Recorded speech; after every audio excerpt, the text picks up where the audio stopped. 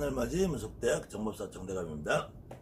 우리 무속인들은 사실은 다양한 부분에 궁금증이 생기고 어떤 것이 더 옳으냐 아니면 틀리냐 이런 부분에 대해서 고민을 하신 분이 계세요. 근데 제 경험상으로는 옳다 그르다라고 정할 수 있는 건 아니라는 거예요. 다만 어떤 것이 더 합리적이냐 그 다음에 어떤 것이 더 효과적이냐 이렇게 놓고 봤을 때 제가 하는 설명이 옳다 그르다가 아니라 여러분들이 자기 자신이 느끼는 느낌을 확인해 보시라는 거예요. 그때 다만 제가 항상 여러분들에게 말씀드리는 것처럼 제가 무당으로 올해가 29년째고요. 제가 무속학원이라는 거를 운영을 하면서 여러 학생들 무속인들에게 장부나 고장이나 그 다음에 이런 강의를 지금까지 꾸준히 해온 것이 올해로 19년째입니다. 그래서 19년 동안 1년에 저를 만나고 저에게 교육을 받으신 분만 해도 최소 100명 정도 봐요. 그랬을 때 제가 19년이면 최소 저를 만나고 알고 거쳐가신 분들이 2,000명은 될 거라고 봐요.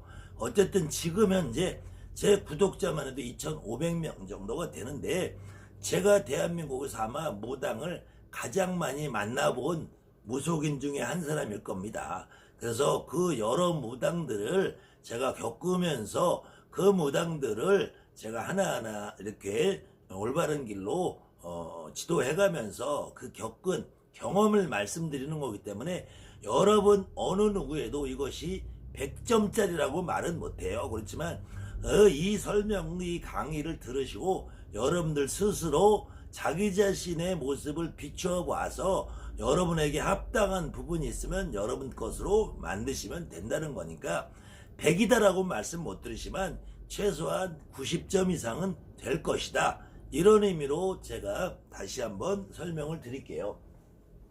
불의 문제가 있어요. 불의 문제. 기본적으로 나라는 사람이 있기 때문에 어느 분도 조상님이 계시는 거예요. 근데 나라는 사람을 만들 때는 기본적으로 아버지가 있고 어머니가 있기 때문에 나를 만들었어요. 그래서 여러분들이 혹시 굿 문서에 혹시 귀 기울여 보신 분이 계신다면은 칭가부리를 이름하여 소부리라고 합니다. 다른 말로 소당신령님이라고 해요. 소당신령님이라고 할 때는 칭가부리 조상님들은 아버지라는 존재는 어머니와 힘을 합쳐서 나를 만들 때 우리가 말하는 정자를 제공을 하고요. 어머니는 나에게 난자를 제공을 하는데 이때도 나는 아버지가 어머니에게 전해주는 정자라는 걸 통해서 아버지의 우리가 말하는 기운을 받는다 그래요. 기를 받고 그 다음에 아버지한테는 성을 받고 성씨를 받는다고 하죠.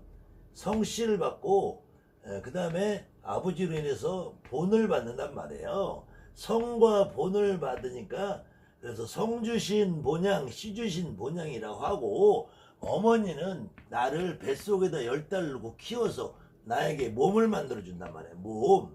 그래서 몸을 만들면서 살과 뼈와 근육과 힘줄을 만든단 말이에요. 그래서 뼈 주신 어머니, 살 주신 어머니라고 그래요. 그랬을 때 뼈와 살을 만드는 이거를 고깃덩어리, 나의 육체를 만들었대. 육신을 만들었다고 그래서 육당의 조상님, 육불이 조상님이라고 그래요. 외가부리는 그래서 육불이다, 육당이다 라고 하는데 친가부리는 그래서 하늘의 기운을 나한테 준다. 하늘의 기운. 그 다음에 어머니는 땅의 기운을 주어서 나를 길러낸다. 대신에 땅의 기운이라 해서 육지육자를 쓰는 것이 아니라 나에게 몸을 만들어줬다 해서 고기육자를 쓰는 육당이라고 그래요. 그렇기 때문에 육당 조상님들이 고기를 받으시는 분이 아니고 소당신령님이 고기를 안 받으시는, 고기를 거부하시는, 누린 것 비는 거 싫어하시는 분이 아니라 저 같은 경우는 실질적으로 우리 할머니가 소당의 불사님으로 계시는데 우리 할머니가 생선이 없으면 밥을 안 잡수셨다니까. 그래서 저는 소당에 생선이 안 올라가면 저는 재수가 없어요. 저는 불사상에 생선을 올려주지 않으면 저는 재수가 없어요. 저는 우리 할머니 상 앞에 생선 튀김을 놔줘야지 저는 재수가 있어요. 여러분들도 이거 착각하시면 안 돼요. 저는 향로에다 향은 한 표도 저는 담배는 꽂아드립니다. 우리 할머니가 평생 담배를 피시면서 살았기 때문에 저는 향로에다가 담배는 펴드려요. 우리 할머니 상 앞에 건 육포 생선이라도 마른 생선이라도 생선을 놔야 저는 재수가 있어요. 그렇듯이 여러분들이 친가불이냐 외가불이냐 어느 조상이냐를 정확히 이해하시는 것이 여러분들 신당에 가장 합리적으로 이해하실 수 있는 부분인데, 이 중에서 이제 또 복잡한 부분이 있어요. 어느 때는 우리 아버지가 원치 않는 이유로 어머니가 두 분인 경우 있어요. 그럴 경우에는 이 첫 번째 어머니들은 우리 아버지가, 요즘 세대들은 뭐 이혼이라든지 별거라든지 아버지가 뭐 또 다른 짓을 해서 새로운 어머니가 원치 않는 이유로 이렇게 어머니가 두 분이 되는 경우 있지만, 실질적으로 우리 할머니 할아버지 세대만 올라가도 이 할아버지가 한 분, 두 분, 세 분인 경우는 거의 드물고요. 이런 경우는 거의 드물고요.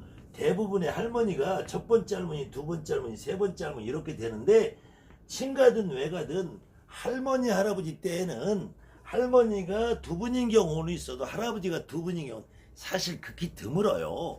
그런데 어쨌든 할머니가 두 분이든 할아버지가 두 분이든 친가든 외가든 이거는 여러분들이 규정하고 정하지 말라는 거예요.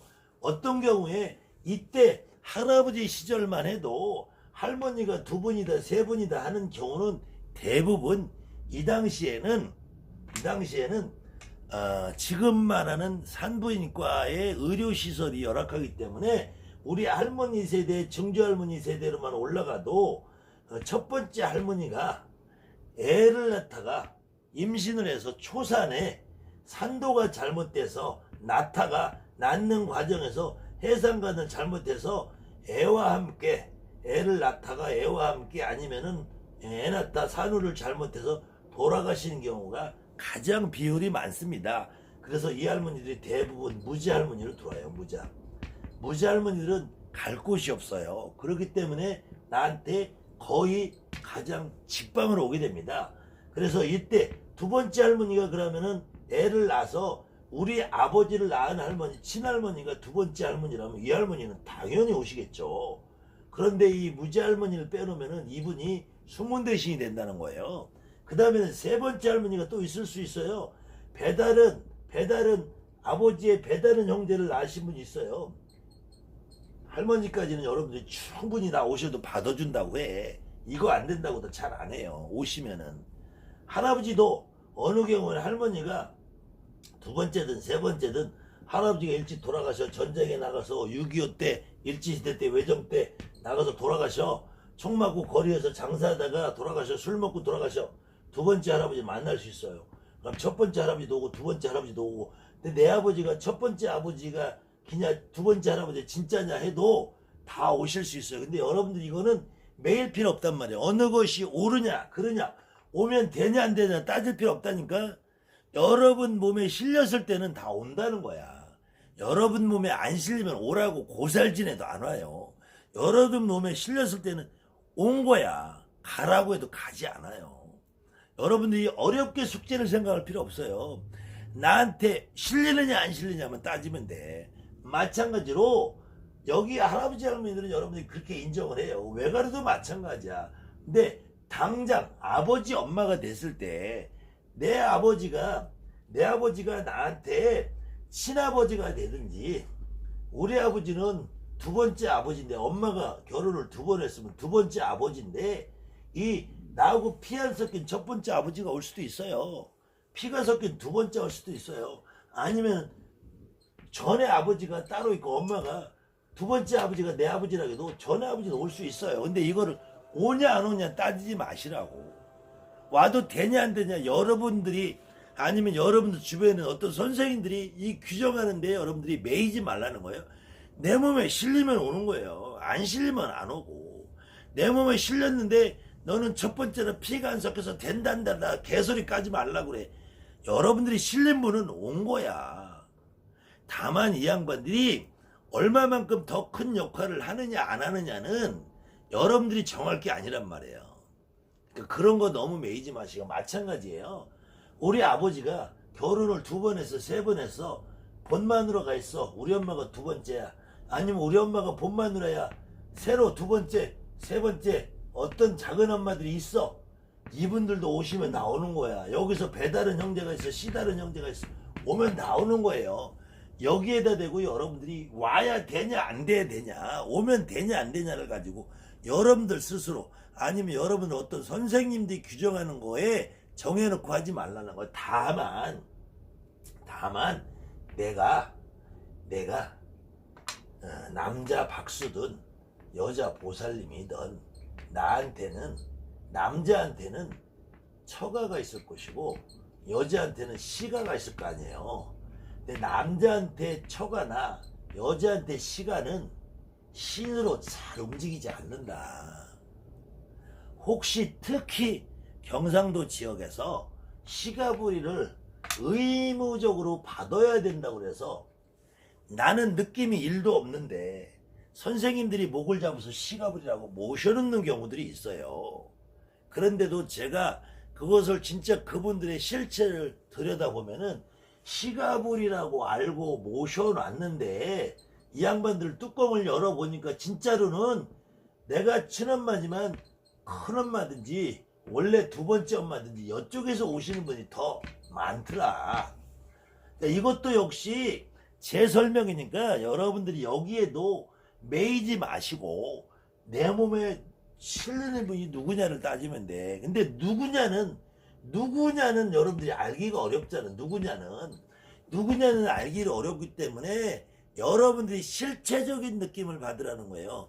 이분이 총을 맞아 죽었는지 떨어져 죽었는지 객사에서 죽었는지 심장병으로 죽었는지 위장병으로 죽었는지 간장병으로 죽었는지 뇌졸중으로 죽었는지 중풍으로 죽었는지 아니면 그냥 80, 90 장소에서 죽었는지 그분이 오실 때 나는 옛날에 장사꾼을 했다. 나는 사업을 했다. 나는 내가 도지사를 했다. 내가 경찰관 했다. 군수를 했다. 나는 그냥 평범하게 농사를 졌다.